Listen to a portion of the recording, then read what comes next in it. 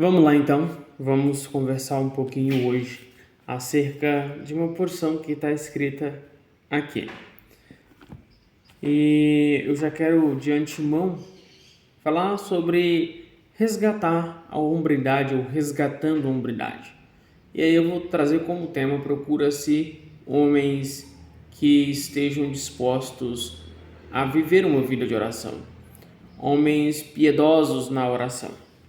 Olha o que o texto vai dizer no verso de número 13, do capítulo de número 32 do livro de Gênesis. E passou ali aquela noite e tomou do que lhe veio à sua mão um presente para seu irmão Esaú. Presta atenção o quanto isso é interessante. Por quê? Porque o homem que ora, ele consegue colocar em prática a sua hombridade. É uma característica intrínseca do homem. E passou ali aquela noite. O texto é claro. Ou seja, Jacó não terceirizou a sua hombridade.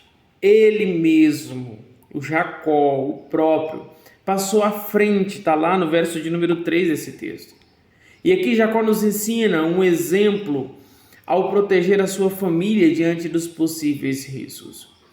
Nós precisamos entender e nos conscientizar que nós não devemos terceirizar a hombridade diante dos desafios e dos perigos.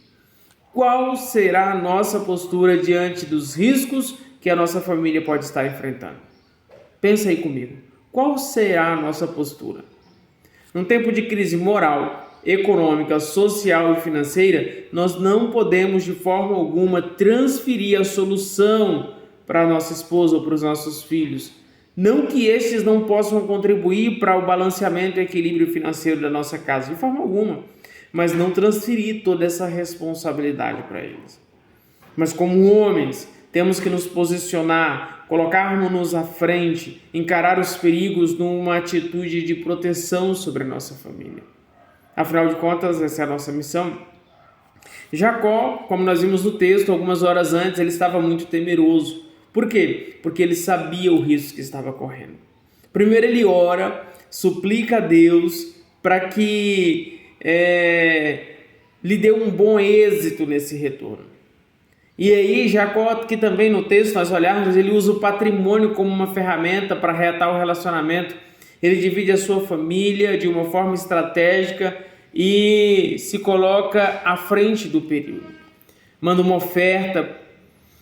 Quantas vezes, ao invés de nos colocarmos à frente, preferimos usar pessoas como escudo?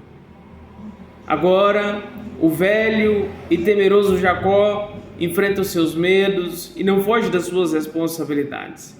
Sim. E nós? Como tem sido a nossa postura diante dos riscos moral, social, financeiro, relacional, profissional, ministerial ou outros riscos? Será que temos colocado nossas esposas e filhos como escudos? Reflita comigo. É muito interessante porque nós precisamos orar para que Deus nos ative, nos enche de coragem para não terceirizar a hombridade que Ele nos otorgou a mim e a você. E quando não estamos cobertos pelo tempo de oração, de intimidade com o Pai, o próprio Deus colocará em nossas mentes a estratégia correta para enfrentarmos os desafios, os perigos existentes na nossa caminhada. Pois eles sempre vão aparecer. Tempos desafiadores, momentos desafiadores, eles vão aparecer. Agora é interessante ver nessa oração de Jacó a sinceridade do coração dele diante de Deus. Quando ele diz assim, Deus, eu estou com medo, eu estou apavorado. Jacó se expõe, se abre, ele não teve vergonha de falar o estado do seu coração. Ele diz, eu conheço bem Esaú, como também sei a marca que deixei no coração dele há 20 anos atrás. O medo está presente em nossas vidas desde o dia que o nosso pai Adão assumiu o risco de quebrar o relacionamento com o Eterno, com o Criador. Agora perceba que a resposta de Adão foi: eu ouvi os seus passos, e tive medo. Lembra do que está descrito lá em Gênesis, lá no início?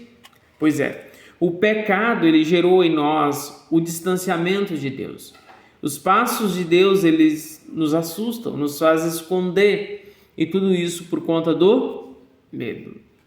E aqui Jacó confessa o seu medo, a sua fragilidade diante do Eterno. E agora, um pouco mais aliviado, ele prossegue para um reencontro com o seu irmão Esaú. E olha o quanto isso é interessante. Porém, ele ter buscado a direção, a proteção divina, não nos coloca em uma posição de altivez. Porque quando observamos Jacó, ele usa o patrimônio para amortecer o coração do seu irmão. Como também numa atitude de honra e de humilhação, ele se curva por 7 vezes diante de Esaú. Portanto, meu querido e amado irmão, buscar a proteção divina não nos coloca em condição de superioridade. Ter uma vida de oração, ter uma vida de devoção, desenvolver a hombridade não nos coloca em posição superior. Nós deveremos sempre continuar na humildade, no respeito, pela condição do próximo. Ainda mais se esse próximo foi vítima no passado de alguma ação desastrosa da nossa parte. Isso mesmo. E diante de um grande risco, Jacó então passa a noite inteira orando. Para finalizar, eu quero pensar com você. Se a sua esposa, se os seus filhos ou as pessoas com as quais nós moramos acordar pela madrugada ou acordar pela manhã ou nos encontrar acordado, onde e fazendo o que ele nos verá? De joelhos, lendo a Bíblia ou com os olhos fitados na TV, no celular, em qualquer outro meio eletrônico, vendo sei lá o que.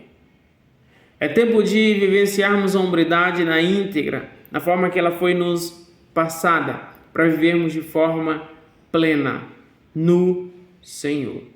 Então que nós possamos refletir nessa palavra, meditar e avaliar como nós estamos exercendo a nossa hombridade. Que Deus te abençoe, muito obrigado por essa oportunidade e até o nosso próximo encontro.